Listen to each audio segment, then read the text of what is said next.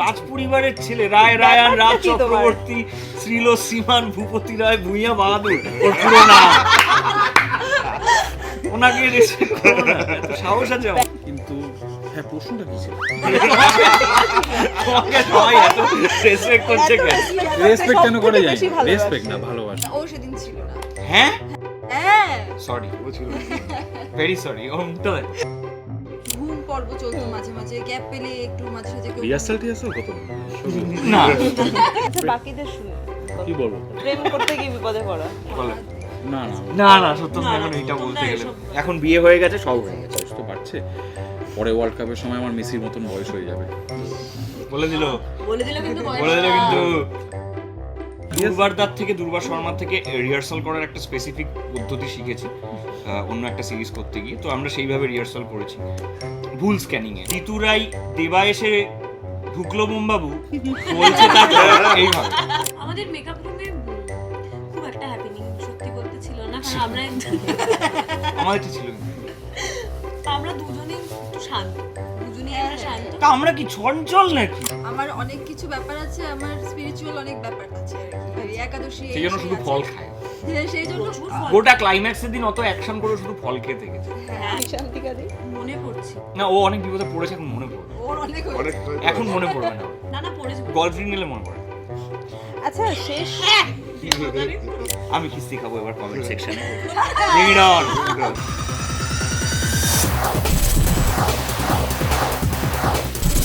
ভার্জিনপুরে আপনাদের সবাইকে স্বাগত। ভার্জিনপুর এমন একটা শহর, এই শহরে রয়েছে অ্যাকশন, রয়েছে থ্রিল, রয়েছে কমেডি, আর রয়েছে জমজমাট প্রেম। শুধু তাই নয়, এই শহরে আবার বোমবাবুও রয়েছে, গভর্নমেন্ট সরকারও রয়েছে। আর যারা রয়েছেন তারা আমার সাথে অলরেডি এখানে রয়েছে। আজকে রয়েছে আমার সাথে ভার্জিনপুরের গোটা টিম। আমার ডান দিকে রয়েছে রাই, ঝিন্টি এবং দেবাদা, জিতু এবং ক্যাপ্টেন অফ দ্য শিপ। আচ্ছা, সবাই তো বলছে যে প্রচণ্ড ভালো হয়েছে ভার্জিনপুর। আমি প্রথমে তোমার কাছে যাব, কারণ এই গোটাই যে ভার্জিনপুরের এতটা সাফল্য বা যেটুকু সাফল্য হয়েছে, অনেকটা ক্রেডিট তো ডিরেক্টরেরও থাকে। আমরা হয়তো অ্যাক্টর অ্যাক্ট্রেসদের নিয়ে কথা বলি, পুরো ক্রেডিটটাই অনেক। বেশিরভাগ ক্রেডিটটা তো ডিরেক্টরেরই। না না, সবাই মিলে না করলে এটা মানে উঠতো না, ফুটে উঠতো না। মানে আমরা তো জাস্ট গাইড করেছি, বাট এই যে চরিত্রগুলোই হচ্ছে ভার্জিনপুর। চরিত্রগুলো যদি এক্সিস্ট না করতো, এভাবে না ফুটতে উঠতো, ভার্জিনপুর এই মানে যতটুকু সাফল্য পাচ্ছে কিছুই পেতো না। আচ্ছা, একটা কথা বলো, যেটা ঋতব্রতদা বলছিল যে এইরকম একটা স্ক্রিপ্ট, এইরকম কাজ বাংলায় হয় না। স্ক্রিনিংয়ে যেটা বারবার বলছিল যে একই স্ক্রিপ্ট যেখানে একসাথে রয়েছে কমেডি, একসাথে রয়েছে অ্যাকশন, তার সাথে থ্রিল, এই এক্সপেরিমেন্টটা বাংলায় হয়নি এর আগে। প্রথমবার যদি ধরি এরকম একটা এক্সপেরিমেন্ট, সেটা তো একটা রিস্ক। সেইটা কিভাবে ভাবলে যে নেবে? এই গল্পটা প্রথমে রুদ্র লেখে, তো রুদ্র যে স্ট্রাকচারটা যে তৈরি করে স্ক্রিন প্লে হিসেবে, তারপরে ডায়লগ দিয়ে সুমিত ওটাকে আরও ভরপুর জমজমাট করে তোলে। তখন আমরা এটা ভাবি যে ভার্জিনপুর যখন মানে তৈরি করা হবে, তখন আমরা ডিসাইড করি যে আমরা এই ধরনের কাজ আগে করেছি। মানে জয়দীপের সাথে টিমে আমরা, জয়দীপের সাথে আমি অনেক দিন ধরে অ্যাসোসিয়েটেড। জয়দীপের চিক ফ্লিক বলুন, এখানে ক্লিকে দেখা যায় অলোক কিচেন গোয়া, এই ফ্লেভারটা ছিল। জন্য এটা নতুনত্ব বলে আমাদের কাছে আলাদা করে নতুন কিছু ছিল না। হ্যাঁ, সেটাতে আমরা আরও জিনিস রসদ ঢেলে ওটাকে আরও অন্য একটা মাত্রায় নিয়ে যাওয়ার চেষ্টা করেছি। জন্য এটা আমাদের কাছে নতুন বলবো না, কিন্তু এটা এক্সপেরিমেন্টাল ওয়ার্ক, মানে নো ডাউট, কিন্তু সেই জায়গাটা আমাদের অলরেডি ছিল। তো এইটাকে সেজন্য হয়তো আমরা আরও বেটারভাবে এক্সিকিউট করতে পারছি। মানে আস্তে আস্তে তো এক্সপিরিয়েন্সের সাথে মানে বেটারমেন্ট হয়, সেই জন্য হয়তো ভার্জিনপুর আজকে এই জায়গায় আসতে পেরেছে, যেহেতু আমাদের আগে একটা ছোট হলেও একটু হলেও এক্সপিরিয়েন্স ছিল এই ধরনের গল্প বলার। তো সেই জন্য আজ ভার্জিনপুর সেই জায়গাটা with all the characters included, এই জায়গাটা আমরা মানে যেতে পেরেছি। আর নামগুলো কি তুমি ভেবেছো? এই বোমবাবু, গভর্নমেন্ট সরকার, নামগুলো রুদ্র দেওয়া, মানে এটা যখন গল্পতে মানে যখন গল্পটা করে রুদ্র লেখে, নামগুলো রুদ্রই দেওয়া।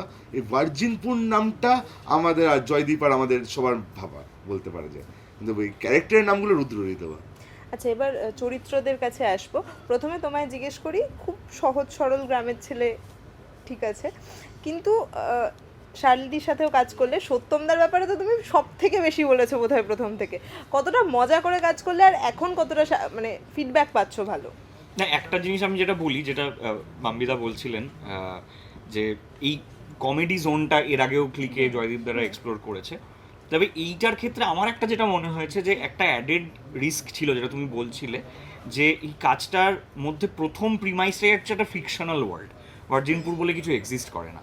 তো এই ফিকশনাল ওয়ার্ল্ডটাকে তৈরি করতে হয়েছে, এবং এই চরিত্রগুলো যে অদ্ভুত এইটা প্রথমেই ধরে নেওয়া হয়েছে, এটা স্ক্রিপ্টে এটা ধরে নেওয়া হয়েছে, এবং তাদের চরিত্রগুলোকে সেইভাবে বিল্ড করা হয়েছে যে এখানে চ্যাং চিকেন কর্নার বলে একটা দোকান আছে যেখানে ইসবগুল চিকেন বলে একটা জিনিস খাওয়ানো হয় যাতে কোষ্ঠকাঠিন্য না থাকে। এই যে অদ্ভুত উইয়ার্ড কিন্তু মজার জিনিসটা, যে ঝিন্টি একটা মাসাজ পার্লার চালায় যেটার নাম নটি মাসাজ সেন্টার, নমাসে নমাসে, হ্যাঁ, ইনফ্যাক্ট তুই Naughty massage center. Naughty massage center. সিরিয়ালপুর গ্রামের নাম সিরিয়াল। সিরিয়ালপুর।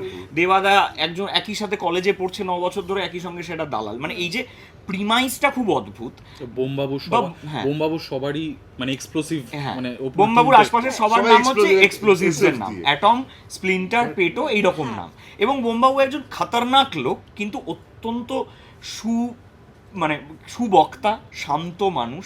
এই যে পুরো প্রিমাইসটাই একটা উইয়ার্ড, বা একটু বলা যেতে পারে যে এইটাই বোধহয় ডার্ক কমেডি বা কনফিউশন কমেডির মজাটা, যে আমরা ধরেই নিচ্ছি যে প্রিমাইসটাই এরকম একটা আজগুবি কিছু, কিন্তু কোথাও আমরা সেইটাকে যে এই বিশ্বাস করুন এরকম হয়, এটা করা হচ্ছে না। এই নামটা এটা অনেকটা হেল্প করেছে আমাকে। আমার বন্ধু বান্ধবরা জিজ্ঞেস করেছে ভার্জিনপুর আবার কি নাম, আমি বললাম যে দেখলে বুঝতে পারবি। এবং তারা যখন দেখেছে, তারা একবারের জন্য তাদের এটা মনে হয়নি যে ধর এরকম কোনো জায়গা হয় নাকি আবার। তো সেই ওয়ার্ল্ড বিল্ডিংটা খুব ইম্পর্টেন্ট ছিল, যেটা আমার সবার আগে যে চরিত্র, মানে তুমি যেটা প্রশ্নটা করলে যে শুটিংয়ের সময় বা ওভারঅল এখন যে রেসপন্সটা, আমার মনে হয় যে সেই বিশ্বাসটা আমার খুব ইউনিফর্মলি ছিল। তার কারণ আমি এখনও মনে করি আমাদের সবচেয়ে বড় ইনভেস্টমেন্ট হওয়া উচিত স্ক্রিপ্টে। এবং এইখানে সময়, মানে শুধু আর্থিক ইনভেস্টমেন্ট নয়, সময়, বুদ্ধি, মনোবল এবং লোকবল, এটা ইনভেস্টমেন্টটা হওয়া উচিত স্ক্রিপ্টে। কারণ স্ক্রিপ্ট যদি ভালো হয়, everything falls into place. এবং সত্যি এই স্ক্রিপ্টটা প্রথম যখন পড়েছি তখন বোঝা গেছে, আমি মানে এখানেই বলছি, আমি এর আগে অন ক্যামেরা বলিনি, বাবা এই সিরিজটা সেদিনকে দেখেছে, আমার বাড়ির লোক সবাই দেখতে এসেছিলেন সেদিনকে। বাবা অত্যন্ত ক্রিটিক্যাল, মানে বাবার মতো ক্রিটিক, মানে হয়তো আমার বিষয় একটু বেশি ক্রিটিক্যাল, সেটা হতে পারে। আমার কিছুই বাবার পছন্দ হয় না, কোনো কাজই ভালো লাগে না প্রায়। এই দিন বাড়ি ফিরলাম, আমি জিজ্ঞেস করলাম কেমন লাগলো, বাবা বললো যে আমার মনে হলো যে আমি একটা সিনেমা দেখছি, একটা 2.5 ঘন্টার সিনেমা দেখছি। এটা যে মোবাইলে দেখবো না ল্যাপটপে দেখবো, প্রথমত দেখে কিছু মনে হচ্ছে না, দেখে মনে হচ্ছে this is a 2.5 hour film. সেটার কৃতিত্ব অবশ্যই অনির্দা এবং তার টিমের, পাখিদা যারা ছিল, মিউজিকের, এডিটের এবং বাম্বিদাদের পুরো ক্রুয়ের। প্রাঞ্জলের মিউজিক অসামান্য মিউজিক, অসাধারণ। অনিরের ফ্রেম ক্যাপচার দারুণ, দারুণ দারুণ। Frame capture. তার সাথে যে আমরা কালার স্কিমে এটা গেছি, খুব মানে ভালো। মানে প্রত্যেকের সত্যি effort মানে এখানে, সত্যি technical মানে crew। পুরো একটা টিম এফোর্ট এটা। এবং এটা কিন্তু কোথাওই সত্যি ভাবা হয়নি যেটা আমরা মোবাইলে দেখবো না ল্যাপটপে দেখবো, ওইভাবে আমরা কাজটা বড় করাই স্ক্রিন হয়নি, ভেবেই কাজটা করেছি। করাই হয়নি। এবার তারপরে বাবা একটা দারুণ কথা বলো, যেটা আমার খুব ভালো লাগলো, যে বোঝা যাচ্ছে যে সিনেমা বানাতে জানা শিক্ষিত কিছু মাথারাই কাজটা বানিয়েছে। এইটাই আমারও প্রথম থেকেই স্ক্রিপ্ট নিয়ে ফিডব্যাক, যে বোঝা যাচ্ছে যে কমেডিটা কোথায় গেলে কোথায় অবধি কমেডি, আর কোন লাইনের পর ভাড়ামি হয়ে যায়, এইটার অত্যন্ত ভালো একটা ব্যালেন্স আছে, যে কারণে আমার মনে হয় যে আমাদের কাছে এই কাজটা করতে ইজি হয়েছে। এবং আরেকটা কথা আমি আর সত্যমদাও বারবার ডিসকাস করেছি, যে আমরা অনেক সময় এমন কাজের জায়গায় গিয়ে পড়েছি যেখানে স্ক্রিপ্ট অত্যন্ত ভালো ছিল, কিন্তু ডিরেক্টোরিয়াল টিমের বা যারা মেকার্স, তাদের বিশ্বাস বা তাদের এক্সিকিউশন কোথাও গিয়ে স্ক্রিপ্টটাকে ফুটিয়ে তুলতে পারেনি। এইখানে এটা আরেকটা বড় স্ট্রেংথ ছিল, যে ডিরেক্টোরিয়াল টিম তারাও একটা বিরাট ইনভেস্টমেন্ট করেছে এই সিরিজটার মধ্যে, যে তাদের সময় এবং শ্রম দিয়েছে, যে কারণে আমরা যখন কাজ করতে গেছি এই ইন্ডিপেন্ডেন্সটা আমরা পেয়েছি, কারণ ওরা খুব কনফিডেন্ট পুরো স্পেসটা নিয়ে, এবং আমাদেরকে সেই ইন্ডিপেন্ডেন্সটা দেওয়া হয়েছে কাজ করার। তো আমার মনে হয় এই ফুলফিলমেন্টটা আমাদের কাছে অনেকটা, মানে যে কারণে এই সিরিজটা নিয়ে এত কথা বলছি বা এত ভালো ভালো কথা বলছি, তার কারণটা হচ্ছে যে আমরা অ্যাক্টর হিসেবে বা মানে অনেক কাজ করতে করতে যেটা হয় যে আমরা খুঁজি এরকম জায়গা। So Virginpur was such one such place. আচ্ছা, এবার দেবাদার কাছে আসবো।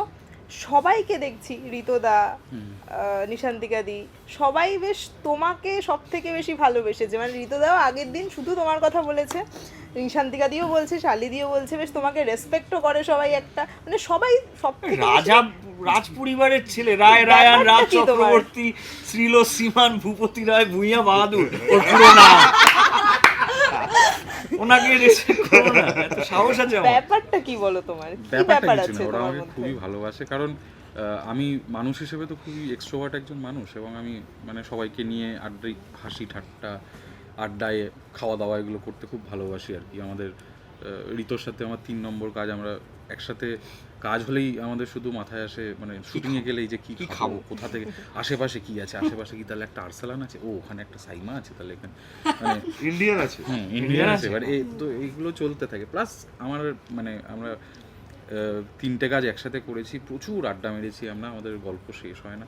এবার সেটা বাকিদের সাথেও ভাগ করে নিতে পেরেছি। সবসময় একসাথে এক মেকআপ রুমে তো থাকা হয় না, কিন্তু আমরা স্বাগত জানাতাম, হ্যাঁ সবাইকে ডেকে ডেকে আনতাম। তো এটাই মানে সবাই ভালো। আর প্লাস আমি একটু বয়সে বড় সবার থেকে, তো সেটা একটা সেই জন্য হয়তো। কিন্তু হ্যাঁ, প্রশ্নটা কি ছিল? রেসপেক্ট কেন করে যাই? রেসপেক্ট না, ভালোবাসে আমাকে সবাই, কিন্তু সেটার জন্য আমিও সবাইকে খুবই ভালোবাসি। সব মানে বিশেষ করে এই টিমটা সব সময় তো সবাইকে ভালোবাসা যায় না, কিন্তু এই টিমটাকে আমি ভালোবেসে কাজ করেছি। কারণ একটাই, জানো তো, মানে ভালোবাসা রিটার্ন পেলে তবেই ভালোবাসা দেওয়া যায়, ঠিক আছে? এই ভার্জিনপুর করতে গিয়ে সেইটা আমি খুব রিয়েলাইজ করেছি, এবং সেটা শুধুমাত্র আমার মানে অভিনেতা অভিনেত্রী বন্ধুদের না, মানে পুরো ইউনিটেরই বারবার করে সবাই বলছে। মানে একটা এখন জানি আমরা মানে খুব কম দিনে আমাদের শুটিং করতে হয়, একটা 2.5 ঘন্টার সিরিজ আমরা বোধহয় 10 দিন শুট করেছি।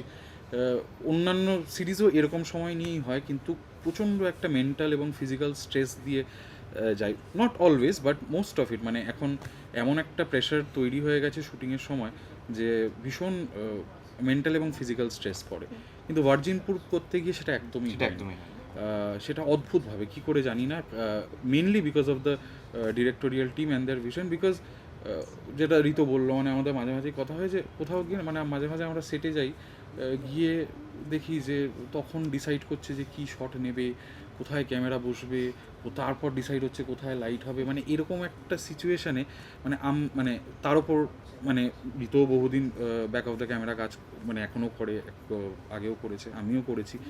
তো এবং আমাদের এডি সত্তাটা বেরিয়ে আসে, হ্যাঁ আমাদের এডি সত্তাটা বেরিয়ে আসে, এবং ওই যে অর্গানাইজেশনাল ফেলিয়ারটা মানে ওটা খুব চোখে লাগে, এবং ওটা খুব মানে অ্যাক্টরদের খুব ডিস্ট্র্যাক্টিং হয়ে যায় একটা টাইমের পরে। তো এইটার ক্ষেত্রে না সেরকম হয়নি। মানে আমরা যখন ফার্স্ট শটটা দিয়েছি, দিয়ে এবার প্রথমবার আমিও বাম্বিদা জয়দীপদার সাথে প্রথম কাজ করলাম, মানে প্রথমবার যখন একটা শটে একটা ডায়লগ বললাম বলে তারপর কেটে দিল, আমি ভাবছি কি কেটে দিল, অন্য ডিরেক্টররা তো গোটা সিন এক একটা শটে নিচ্ছে। তারপর জিজ্ঞেস করলাম এখানে কেটে দিলে, তাহলে বলবো না ওগুলোর পরে যেগুলো আলাদা শট আছে অতগুলো নিয়ে করবোটা, মানে they have the edit in mind as well. তো সো মানে এইটা খুব দরকার, বিশেষ করে এই সময় দাঁড়িয়ে আমাদের ইন্ডাস্ট্রিতে, যেখানে এরকম প্রেশারে কাজ করা হচ্ছে। মানে 12 দিনের সিনেমা হচ্ছে, 15 দিনে 7-8 এপিসোডের সিরিজ হচ্ছে, 10 দিনে 2.5 ঘন্টা সিরিজ আছে। সো মানে দেখো, এটা তো হতোই, কারণ আমরা জানি ইন্ডাস্ট্রিতে একটা বাজেট ক্রাঞ্চ হয়, হ্যান ত্যান। সো গোটাটাই অ্যাডাপ্টিবিলিটির ওপর। মানে আমরা যদি অ্যাডাপ্ট না করতে পারি এই সিচুয়েশানে, তাহলে আমরা কেউ টিকে থাকতে পারবো না। মানে আমি যদি এখন মানে আগে যেই বিলাসিতাটা ছিল ডিরেক্টরদের, মানে আমি নিজে শ্যুট করেছি, আমি যখন অ্যাসিস্ট করেছি তখন 45 দিন, 50 দিন, 60 দিন অবধিও শুটিং করেছি। এখন এটা ভাবনা চিন্তারই বাইরে, মানে এটার ভাবতেই পারি না আমরা। সো তখন যেরকম ছিল সেভাবে অ্যাডাপ্ট করেছি, এখন যেরকম আছে সেরকমভাবে অ্যাডাপ্ট না করলে ফুটে যাবো। একটা আমি ছোট্ট জিনিস একটু বলি, সত্যমদা এই কথাটা বলেই, গোটা ইউনিটের কথাটা আমরা বলছিলাম। আমি একদিন বাম্বিদাকে বলছিলাম, আমি একটা অন্য শ্যুটে গেছিলাম, তো আমাদের যে মেকআপ টিমটা ওয়াজ দ্য সেম, এবং আমাদের লাইটের টেকনিশিয়ানস যারা, ইলেকট্রিশিয়ানস যারা রয়েছেন, তারাও দে ওয়ার দ্য সেম। আমি একটা অন্য সিরিজে কাজ করছিলাম তখন, এবং আমরা যখন শ্যুট করতাম আমরা দেখতে পেতাম তখন কেউ থার্মোকল ধরে আছে বা কেউ ডিফিউশন ধরে আছে, তারা না ইকুয়ালি ইনভেস্টেড হয়ে ডায়লগটা শুনছে এবং হাসছে, রিয়্যাক্ট করছে যখন হচ্ছে। তো এইটা এক তো হচ্ছে, এটা ফ্লোরে খুব ভাল লাগে যে আমরা এটা তো সবার কাজ, এটা তো কোনো শুধু অ্যাক্টর বা ডিরেক্টর বা রাইটার তার কাজ নয়, এটা তো পুরো ইউনিটটার কাজ। এবং পরে যখন এই সিরিজটা শুটিংয়ে গেলাম, তারা প্রথম কথা জিজ্ঞেস করছে যে ওই লাস্ট দিন শ্যুটটা কবে হবে ভাই, ওইটাই কিন্তু হেভি মজা হচ্ছে। এবং এই পাওনাটা আমি তারপর বাম্বিদাকে ফোন করে একদিন বললাম, কবে বেরোবে রে, এটা কবে বেরোচ্ছে, কেমন হয়েছে ভাই সিরিজটা। এবং এই জেনুইন যে প্রশ্নটা করা, এবং আমি বাম্বিদাকে সেটা বললাম যে এটা বাম্বিদা আমি বললাম যে সত্যি এটা কিন্তু তোমার একটা বড় অ্যাচিভমেন্ট, মানে তোমার প্রথম ডিরেক্টোরিয়াল ডেবিউতে দ্য টেকনিশিয়ানস সমস্ত কলাকুশলী এত ইনভেস্টেড, এবং এখনও তারা মানে যাদের সাথে দেখা হচ্ছে তারা বলছে যে ভাই ওটা কেমন হলো ফাইনালি সিরিজটা, ট্রেলারটা তো দারুণ লাগছে দেখতে। এবং তারা কিন্তু এই কদিনে আরো 8-9টা কাজ করে ফেলেছে, কিন্তু তাদের স্মৃতিতে বা হৃদয়ে কোথাও একটা এই কাজটা রয়েছে। এটা আমরা মনে করি এটা বাম্বিদার তো অ্যাচিভমেন্ট, এটা আমার মনে হয় যেটা সমগ্র ভার্জিনপুর টিমের একটা অ্যাচিভমেন্ট যে এত কাছের হয়েছে এতজনের কাছে কাজটা। আচ্ছা, শার্লিদির কাছে আসবো। প্রথম দিন যেদিন রিলিজ করেছে সেদিনই আমরা দেখেছি অভিষেক দা মানে স্টোরি দিয়েছিল, পোস্টও করেছিল যে চিয়ার করছে তোমাকে। তারপরেও যখন প্রমোশনগুলোতেও আমরা দেখেছি প্রতিটায় অভিষেক দা এসছে এবং ইকুয়ালি পাশে থেকেছে তোমার প্রতিবারই। এটা তো অনেক বড় পাওয়া। এটা নিয়ে একটু বলো, আর কতটা ভালোবাসা পেলে দর্শকদের সবটা। অভিষেকের কাছ থেকে দেখো, এটা তো একটা ফ্যামিলি, এবার ডেফিনেটলি আমরা ফ্যামিলিকে সাপোর্ট করবো, এটাই স্বাভাবিক। কিন্তু সেই জায়গা থেকে অভিষেক আমার জন্য যতটা করেছে এবং যেভাবে মানে প্রথম দিন থেকে, শুটিংয়ের প্রথম দিন থেকে বা যবে থেকে আমি স্ক্রিপ্ট পেয়েছি তবে থেকে যেভাবে সাপোর্ট করে গেছে, সবটাই আমার মনে হয় অনেক বেশি পাওয়া আমার জন্য। তো আমি সেটার জন্য thankful to him and also universe. তো সেই জায়গা থেকে ভালো লেগেছে। আর যেদিন প্রথম রিলিজ করেছে সেদিন তো আমরা দুজনে মিলে একসাথে দেখেছি, প্রথম আমিই দেখছিলাম ওর সাথে বসে বসে। ও অনেকবার অনেক জায়গা এত মজা পাচ্ছিল যে ও বারবার করে এগিয়ে গিয়ে আবার 2-3বার করে জায়গাগুলো দেখছিল, অনেক সুন্দর সুন্দর হাসির জায়গাগুলো, মজার জায়গাগুলো। তো এইগুলো হয়েছে। প্লাস যেদিন স্পেশাল স্ক্রিনিং ছিল ওই দিন খুব এনজয় করেছে বড় পর্দায় দেখে, ওটা খুব একটা ভালো লাগা ছিল। তো এটাই, ওর থেকে তো এগুলো পেয়েছি, খুবই ভালো লাগার এগুলো। ওর ভালো বলাটা আমার কাছে খুব ম্যাটার করে, কারণ ওকে আমি অ্যাজ অ্যান অ্যাক্টর খুব রেসপেক্ট করি। তো সেই জায়গা থেকে আমার কাছে খুব ভ্যালুয়েবল ওর রিভিউটা, সেটা খুব ভালো লেগেছে। এবং আরও বাকি যারা গেছিলো আমার স্পেশাল স্ক্রিনিং, আমার বান্ধবীরা, আমার দিদি গেছিলো, আমার বাবা, আমার শ্বশুর মশাই, আমার বাবা, সেই বাবা, সবাই দেখেছে, সবাই খুব প্রশংসা করেছে। তো সেগুলোই খুব বড় পাওনা এবং খুব ভালো লাগছে। এখনো অবধি অনেক রিভিউজ পাচ্ছি। আচ্ছা, এবার ঝিন্টির কাছে আসবো। প্রথমে বলো এই অ্যাকসেন্টটা অ্যাডাপ্ট কি করে করলে, আর এই নটি মাসাদ সেন্টার এটাকে নিয়ে একটু বলো। অ্যাডাপ্ট করলাম, এটা পুরোটাই ক্রেডিট তো বাম্বিদা আর জয়দীপদার। ওনারাই আমাকে বলে দিয়েছিলেন যে কিভাবে কি করতে হবে, কিভাবে বলতে হবে। ওনারা আমাকে ধরিয়ে দিয়েছেন, ওনারা বলেছেন যে এটা, কারণ প্রথম দিন ওয়ার্কশপে যখন আমি বলা শুরু করেছিলাম তখন আমাকে বাম্বিদা জয়দীপদা দুজনেই বলেছিলেন যে দেখ, মানে ব্যাপারটা কনভিন্সিং করতে হবে, মানে মনে হচ্ছে যে তুই জোর করে বলছিস, সেটা জোর করে বললে হবে না, এটা তোকে নিজের ভেতরে রাখতে হবে। তো আমরা আরও 4-5 দিন পরে যখন আমার ওয়ার্কশপে এসেছিলাম, ইন বিটুইন আমি ওই সময়টাতে তখন আমার প্র্যাকটিস শুরু হলো যে তাহলে আমি কিভাবে কথা বলবো, জিপটাকে কোন জায়গায় প্লেস করলে এইভাবে কথা বলা যেতে পারে। তো ওনারা যেইভাবে গাইড করেছেন বেসিক্যালি আমি ওইভাবেই করেছি। আমার নিজস্ব আর মানে সত্যি বলতে ওরকম কিছু নেই, ওনারাই বলে দিয়েছেন কিভাবে কি করতে হবে। আর চরিত্র নিয়ে বলার মধ্যে তো ঝিন্টি মানে একটু অদ্ভুত চরিত্র। ঝিন্টি স্বপ্ন দেখে, ঝিন্টির একটি যে মনটা আছে সেই মন থেকে ও ভালোবাসতে চায়, সেই ভালোবাসা থেকে ও যদি ঠকেও যায় তারপরে গিয়েও ও ভালোবাসবে। ওর যে স্বপ্নটা আছে সেই স্বপ্নটা সত্যি করার জন্য ও চেষ্টা করে, হয়তো ভুলভাল অনেক কিছু করে ফেলে কিন্তু তাতে ওর কিছু যায় আসে না। তো খুব অদ্ভুত একটি চরিত্র, যেটা করতে আমি খুব মজা পেয়েছি। কিছু মিল রয়েছে আমার তার সাথে, কিছু অমিল রয়েছে, ব্যাস এটাই। আচ্ছা, ঋতুতার কাছে আসবো। সবাই বলছিল যে তুমি নাকি সামনে বিরিয়ানি রেখে কিছু একটা মানে অন্য ডায়েটের কিছু একটা খেতে। ডালিয়া খেতে, আচ্ছা, সামনে বাটার চিকেন, এটা কেন মানে বাটার চিকেন রেখে আমি ডালিয়া কেন শিখেছি খাবো? ওর থেকে আমরা এইভাবে বাটার চিকেনটা আসতো আমার জন্য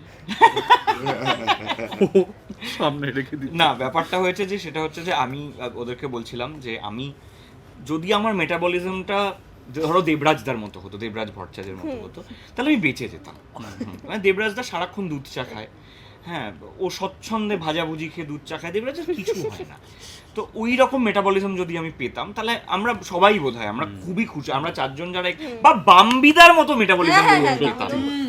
মানে বাম্বিদা জাস্ট যা তা করতে পারে আর কি, কিন্তু কিছু মানে শরীরে লাগছে না চেহারায়। আমাদের কপালটা খারাপ যে আমাদের সেই মেটাবলিজমটা নেই, আমরা জল খেলেও গায়ে লেগে যাবে এবং সেটা ক্যামেরায় বোঝা যায়। না না, ওদেরও আমি আগের ছবি দেখেছি, ওই জন্যই কন্ট্রোল, আমি ওদের আগের ছবিগুলো দেখে নিয়েছি, ওরা দেখিয়েছে তো সবাইকে আমাদের কন্ট্রোল করতে হয়, সেইটা আমাদের মানে এটা বলা যেতে পারে এই প্রফেশনটার একটা মানে মানে পার্কসও হয় তো, এবং পার্কসের উল্টোটাও হয় যে মানে আমাদের কিছু কিছু জিনিস মেনটেন করতে হয়, তার মধ্যে এটা অবশ্যই একটা যেখানে আমাদের খাবারটা মেনটেন করতে হয়। তাই শুটিংয়ে আমি বাড়ি থেকে খাবার নিয়ে যাই। এবারে এইটা দেখে ওরা খুব আশ্চর্য হয়েছে। সত্যমদা অতটাও হয়নি, কারণ সত্যমদা বাবাকেও দেখেছে এটা করতে। তো আমরা ওই ডালিয়াটা নিয়ে যাই। এবার রোজ ডালিয়া খেতে কার ভালো লাগে? আর আমি একটা 4 বেলা ভাত প্রেমী একজন মানুষ, ভাত খেতে ভালোবাসি। আমি একটু ভাত খাবো, একটু পোস্ত খাবো, গুছিয়ে এগুলো খাবো আর কি। তো হঠাৎ আমি ডালিয়া খাচ্ছি আর কি। এবার যেটা হতো যে কারুর না কারুর জন্য কিছু একটা অন্য ডিশ আসতো। ধরা যাক যে সত্যমদা সেদিনকে একটু চিলি চিকেন খাবে, বা দেবুদা বা বিশুদা সেদিন আলোচনা করলো যে আমরা একটু চিকেন ভর্তা খাই, বা ওরা তো খেতই না কিছু, ছেড়ে দাও। না আমরা টেস্ট করতাম, টেস্ট কর। এইবার ধরো এই যে যাদের কপাল ভালো, যেমন দেবুদা বা বিশুদা, যে কিছু খেলেই গায়ে লাগে না, তো তাদের আসতো এই তোরা একটু নিবি। এবার এটা মানে বলতে তো ইচ্ছে করছে পুরোটাই দিয়ে দাও, কিন্তু একটু ওই একটা পিস এরকম থালায় পুরোটা রেখে ডালিয়াটা খেতাম হচ্ছে ওটার দিকে তাকিয়ে, যে শেষে আমি ওইটা খেয়ে উঠবো। আর ওই কোল্ড ড্রিঙ্কসের ক্রেভিংটা যাতে না হয় আমার, মানে কোল্ড ড্রিঙ্কস খেতে ইচ্ছে করছে আর কি একটু। আরেকটা হচ্ছে যে শুটিংয়ের সময় একটু সুগার রাশ দেয়, একটু এনার্জি দেয়, যাতে সেটা না হয় তাই আমি সারা রাত্রির বাড়িতে আমার মা গুড় জিরে এগুলো ভিজিয়ে রেখে দিন সারা রাত্রির। তো সেই জলটা খেয়ে আমি ওই যাতে কোল্ড ড্রিঙ্কস না খেতে হয়, মানে কিন্তু আমি বলছি আমার এটা কোনো সাধনাই নয়, শার্লি সাধনার কাজ। মানে শার্লি যে কি মেনটেন করতে পারে, আমরা কিন্তু সত্যি ইন্সপায়ার হচ্ছি শার্লির থেকে। আর এখন আমরা মানে পোস্ট শুট ইন্সপায়ার হচ্ছি সত্যমদার থেকে।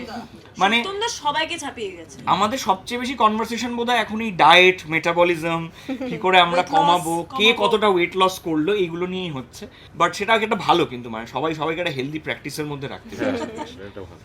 এই আর কি। আবার শুটিং এর সময় খেয়ে নেবো কি আছে? তোমার সাধনাটা বলো তাহলে, যে কিভাবে। আমি একটা উদাহরণ দিচ্ছি ওর সাধনাটা। এক হচ্ছে যে আমরা অনেক কষ্ট করে দুদিন প্রচন্ড স্ট্রেসে শুটিং হচ্ছে। এবার আমার মানে জিতুর ঘর যেটা হয়েছে সেটা অনেকগুলো সিনস।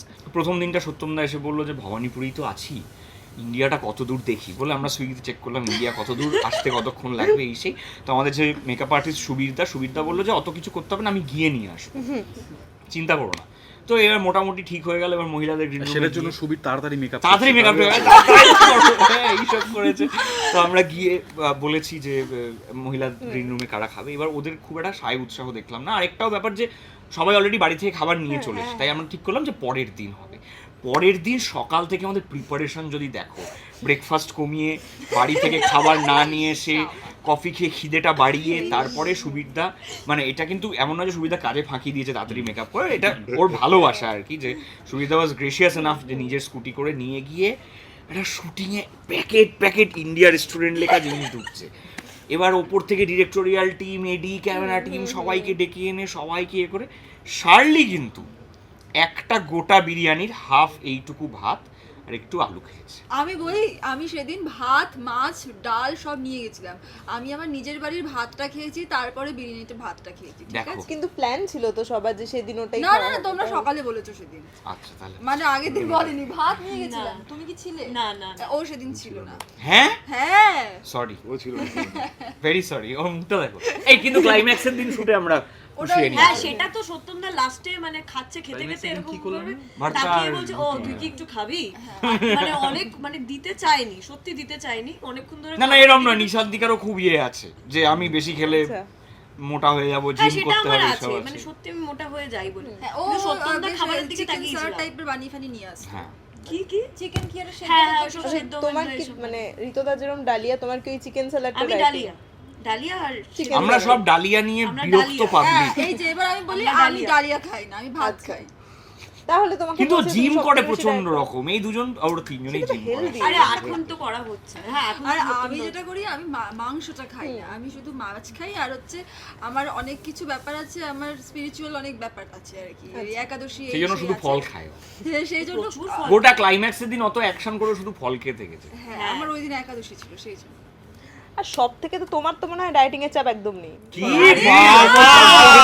মানে ওরে একদম বাবা! মানে আমি সবচেয়ে বেশি এখন আমি ভার্জিনপুর অবধি এমন একটা সময় গেছে যখন আমার মানে আমি খাওয়া দাওয়া করতে আমার ভীষণ ভালো লাগে, আমার খেতে। আমরা সবাই খেতে খুব মানে ভালো আমি যদি লাগে। কোনোদিনও অভিনয় ছেড়ে দিই তাহলে আমি খাওয়া দাওয়া নিয়েই থাকবো, এটাও আমার প্ল্যান আছে। কিন্তু হ্যাঁ, ভার্জিনপুরে বিশেষ করে এখানেই ডাবিং করতে এসে নিজেকে দেখে মনে হলো যে মানে আমার এখন যা বয়স তার থেকে আমাকে আরও 7-8 বছর বেশি লাগছে। এবং সেটা নিজের প্রতি একটা রিয়েলাইজেশন হলো যে মানে এটা করলে বধ আর হয়ে। হ্যাঁ এটা করলে আর চলবে না। আর সত্যি কথা বলতে এখন তো আর বয়স ছোট নেই, এখন যা খাচ্ছি গায়ে লেগে যাচ্ছে। তো ওই জন্য কনসিয়াসলি আমি মানে ডায়েটও করছি এবং ওয়ার্কআউটও করছি, যাতে একটা মিনিমাম ফিটনেস। বয়স তো বাড়ছে, পরে ওয়ার্ল্ড কাপের সময় আমার মেসির মতন বয়স হয়ে যাবে। তো বলে দিল কিন্তু বলে দিল কিন্তু তো সবাই না বলার কি আছে। আচ্ছা, ভার্জিনপুরে যদি লুক সেটগুলো দেখি, বাকি যে তিনজন যে চরিত্র রয়েছে তাদেরকে তারা যেরকম সেরকমই মোটামুটি লাগছে। তোমার বেশ একটা অন্যরকম, হ্যাঁ এইটা আমার খুব ভালো এইটা লেগেছে। মানে বেশ- আমার কিছু এটা কতটা নিজে এনজয় করলে দেখে? নিজে দারুণ লেগেছে। আমি যেদিন লুক সেট করেছি সেদিনই আমার খুব ভালো লেগেছে। আমি বাম্বিদা, জয়দীপদা সবাইকে বলেছি যে আমার এরকম লুক কোনোদিনও হয়নি, এই কারণ এরকম চরিত্র তুমি এরকম করছো না। চরিত্রও করিনি। যখনই করি নয় ভালো ছেলে। হ্যাঁ, নয় ভালো ছেলে, না হলে এই জমিদার, ওই পুলিশ। আমি জাস্ট একটা কথা কাটি প্লিজ, সরি। অভিষেক দেখেই বলছে ওর সবচেয়ে বেশি মজা লাগছে দেখে ওর মুখটা এত ভালো মানুষের মতো না, চোখটা এত ভালো মানুষের মতো, আর চোখটা ওরকম করেও উল্টোপাল্টা কথা বলে যাচ্ছে হ্যাঁ, মাসাজ না ডলাই মালাই এরকম করে বলে যাচ্ছে সত্যম দাকে কিন্তু অসাধারণ লেগেছে। আমি এটা বলেছি সবাইকে, আমার বন্ধু বান্ধবদেরকে আমরা আলোচনাও করছিলাম। আমার এই সিরিজ সবাইকেই ভালো লেগেছে, কিন্তু সত্যমদার ওই যে মানে ন্যাচারালি সত্যমদাকে এই ধরনের চরিত্রে লোকে কম ভাববে, বা মানে ধরো আমাদেরকে ওই বয় নেক্সট ডোরটায় যেহেতু লেভেল করে দেওয়া হয়েছে তাই এটা কম ভাববে সবাই।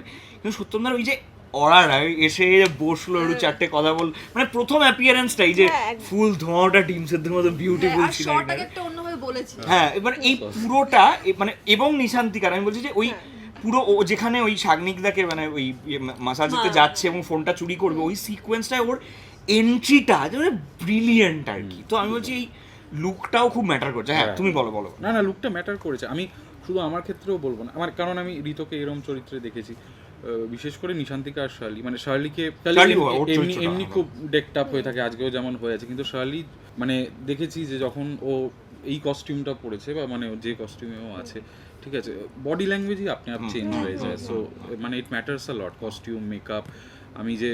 আমি খুব ভালো হতো যদি আমি একটু ডাইট, কিন্তু আমার তখন একটা শুটিং ছিল বলে আমাকে শুধু, কিন্তু এটাও ওয়ার্ক করেছে। কিন্তু এটাও ওয়ার্ক করছে, এটা ভালো লাগছে বেশ। হ্যাঁ, দিয়ে চুলটা ইয়ে করা, চশমা, আর সবচেয়ে ভালো তো সোনার চেনটা।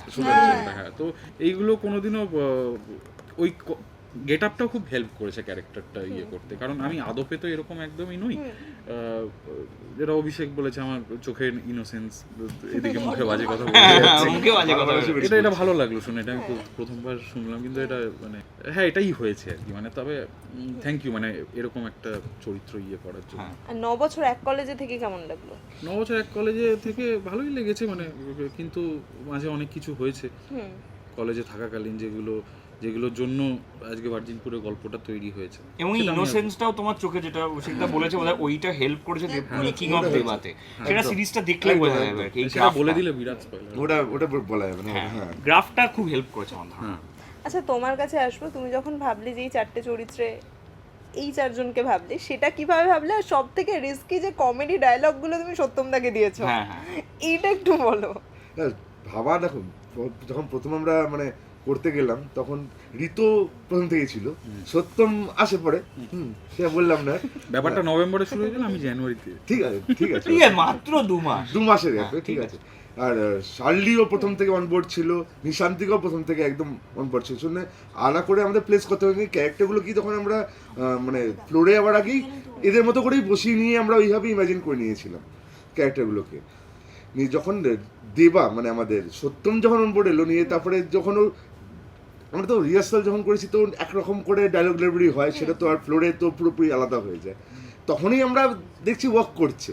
ফ্লোরে গিয়ে যখন ওই সিচুয়েশনে পড়ে, ওই মানে এনভায়রনমেন্টে পড়ে যখন ডায়লগগুলো হচ্ছে, তার সাথে যে উল্টো দিকের যে বাকি আর্টিস্ট যারা আছে তাদের যে রিয়াকশন, সেটাই আরও বেশি ওয়ার্ক করেছে ডায়লগগুলো।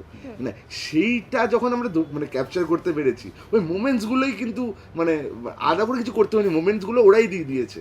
ওই আর ডায়লগ সমিতের মানে অসাধারণ কিছু ডায়লগস, মানে বলার আলাদা করে কিছু মানে বলারই নেই।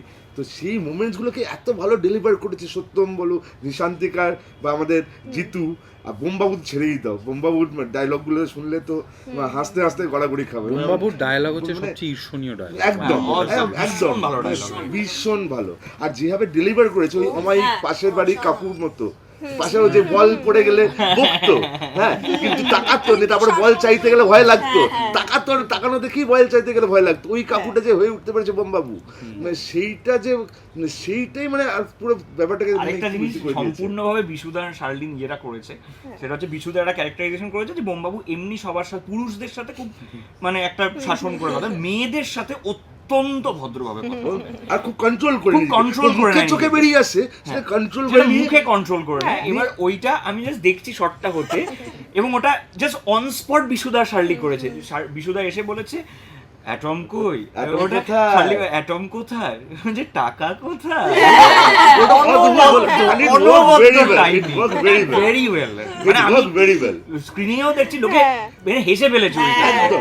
মানে কথাটা ডাবিং এর সময় কানে তো গেল না? আগে বিশুদার ডাবিং হয়েছিল, যখন আমরা ডাবিং করছি শার্লি পরে যখন ডাব করতে এসেছি আমরা গাইড অফ করে দিয়েছি, বিশুদার ডাব করে গেছে, বলছি আমি একদম ওই সুরে বলো, ওই সুরে বলো, তবেই ওয়ার্ক করবে এটা। তো ওইভাবেই করা হয়েছে আমাদের কথাটা কানে গেল না, অ্যাটম কোথায়, কথাটা কানে কানে গেল গেল না, না, টাকা টাকা কোথায়? পয়সা কোথায়, অসাধারণ। অসাধারণ ওয়ার্ক করেছে ওগুলো।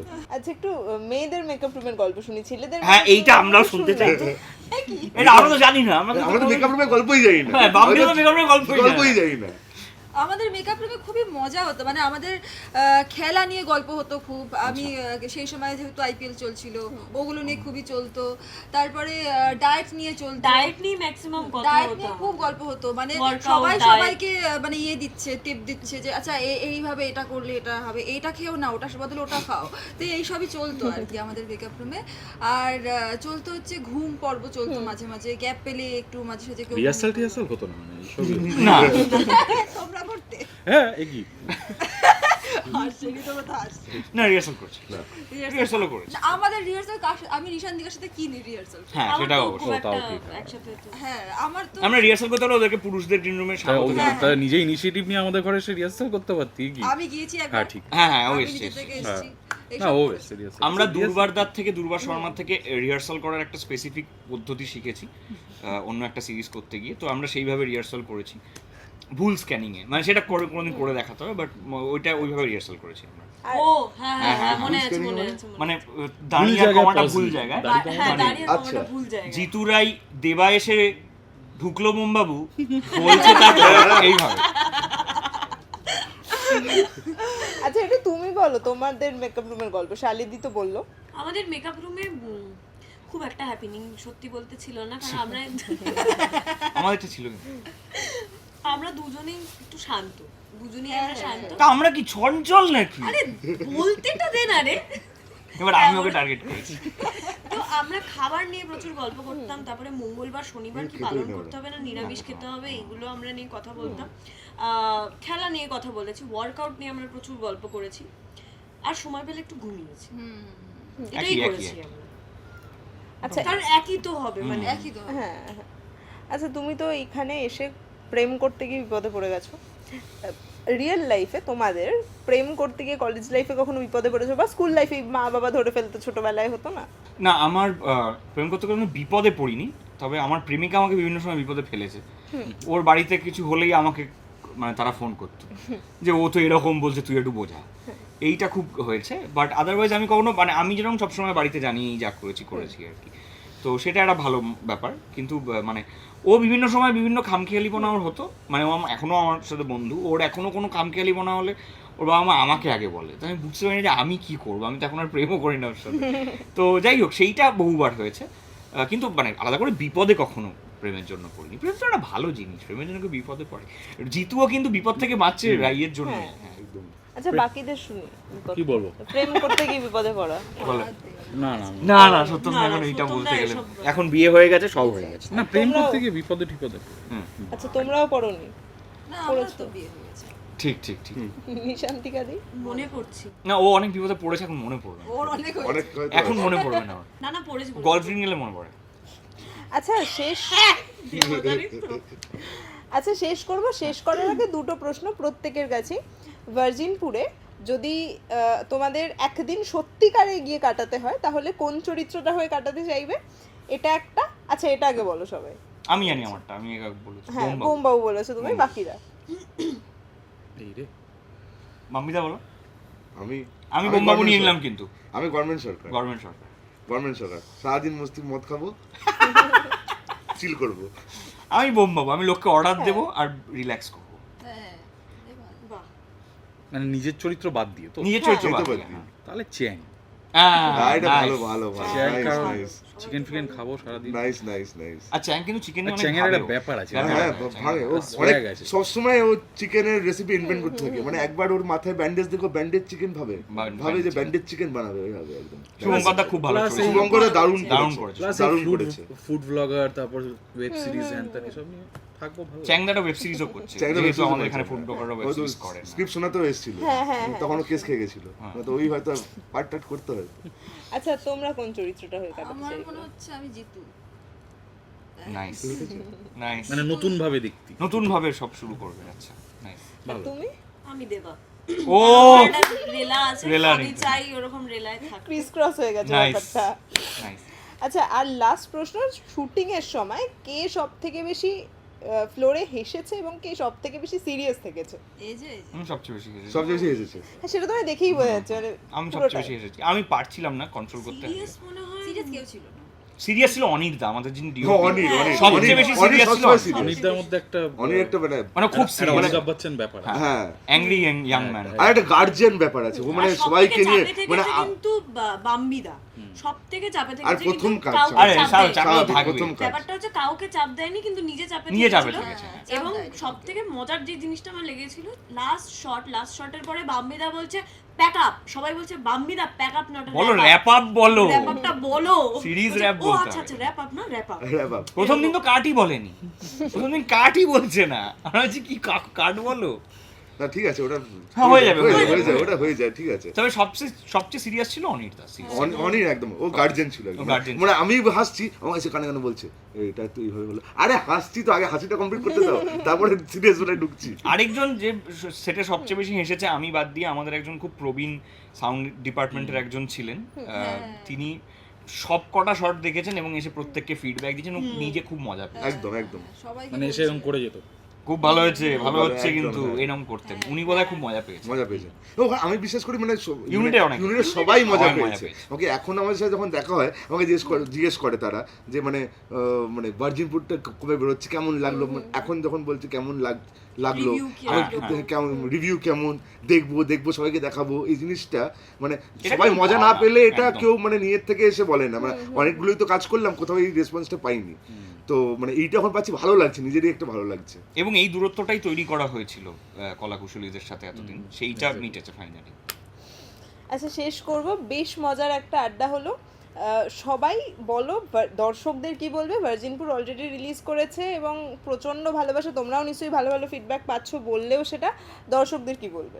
আমরা তো পুরো আপনার রান্না আপনি খাই, আপনি বলিহারি যাই করলাম, এবার আপনারাও একটু বলুন কেমন লাগলো। না আমরা এত কথা বললাম, আপনারা নিশ্চয়ই পুরোটা শুনলেন, ধৈর্য ধরে শোনার জন্য থ্যাংক ইউ। এত কথা বললাম তার কারণ আমরা খুব আনন্দ পেয়েছি কাজটা করে, তাই এটা চাইছি আপনারা দেখুন এবং এই জনরাটা আরেকটু এক্সপ্লোর হোক, এটাই চাইবো। বলো বাকিরা, বলো আর কি বলবো। একই কথা একই কথা বারবার মানে বলে লাভ নেই। আমি বলবো যে আপনারা দেখুন, আশা করি মজা পাবেন, মানে আশা না শিওর বলতে পারি মজা পাবেন। এবার বাকিটা মানে দেখে নিয়ে বলবো যে একটু স্প্রেড করুন, যে সবাই আরো দেখে, যত লোক দেখবে তত আমাদের ভালো লাগবে, মানে আরো এই ধরনের কাজ মানে হওয়ার সাহস সুযোগ, আরো একদম। মানে লোকে সাহস পাবে, সুযোগ বাড়বে এই ধরনের কাজ হওয়ার। কেউ যখন বলছে না আমি তাহলে এটা কন্ট্রোভার্সিয়াল, তুমি যাতে রিল কাটতে পারো, সুন্দর ভালো কথা বলে ছেড়ে দিই, সেটা হচ্ছে যে এই ধরনের জনরা যেটা আমরা এতক্ষণ আলোচনা করছিলাম, কনফিউশন কমেডি বা ডার্ক কমেডি অ্যাকশন, এই জনরাতে আমরা অন্যান্য ভাষায় অনেক কাজ দেখে আমরা ফেসবুকে প্রচুর কথা লিখি যে কেন বাংলায় হয় না। তাই এইটা ফেসবুকে লেখার আগে একবার ভার্জিনপুর দেখে নিন। এই জনরায় কাজ, এই অ্যাবসার্ড স্পেসে কাজ, অথচ খুব রিয়ালিস্টিক্যালি সেটাকে ট্রিট করা, কমেডিকে ব্যালেন্স করে রাখা with good performances, good writing, এটা বাংলাতেও হচ্ছে, ক্লিকে হয়েছে ভার্জিনপুর, সেটা দেখুন। দেখে যদি খারাপ লাগে অবশ্যই জানাবেন, কিন্তু আগেই ফেসবুকে লেখার আগে যে বাংলায় ভালো কাজ হয় না, আগে দেখে নিন তারপর লিখুন। সুন্দর এটা তুমি কন্ট্রোভার্সিয়াল, আমি খিস্তি খাবো এবার কমেন্ট সেকশনে। Thank you so much. আর এরকম আরও অনেক ইন্টারভিউ দেখার জন্য চোখ রাখুন টলি ফোকাসের পর্দায়। টলিউড ফোকাস কলকাতা চ্যানেলটি আপনাদের ভালো লেগে থাকলে লাইক করুন, সাবস্ক্রাইব করুন এবং অবশ্যই আপনাদের পছন্দের ভিডিওটি শেয়ার করুন। Tollywood focus Kolkata.